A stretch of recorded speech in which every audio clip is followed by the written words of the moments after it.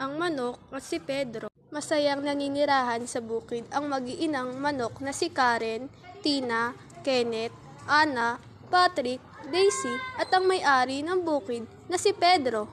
Isang araw umalis ang mag-iina upang kumain sa maisan at umuwi din sila kaagad.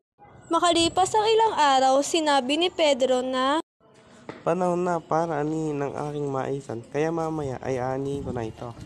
narinig ito ng isang sisiw at sinabi sa kanyang ina. Nanay, narinig ko sa may-ari ng sakahan nito na aanihin na nila ang maisan. Paano na tayo? Dali-daling kumuha ng basket ang sisiw. Makalipas ang ilang minuto, napuno ang basket na dala-dala nila. Sa wakas, tapos na rin ang mag-ani ng mais.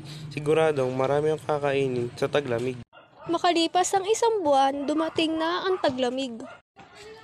Nanay, sobrang lamig sa labas ngayon. Buti na lang nung nakaraang araw marami tayong nakuhang mais sa taniman.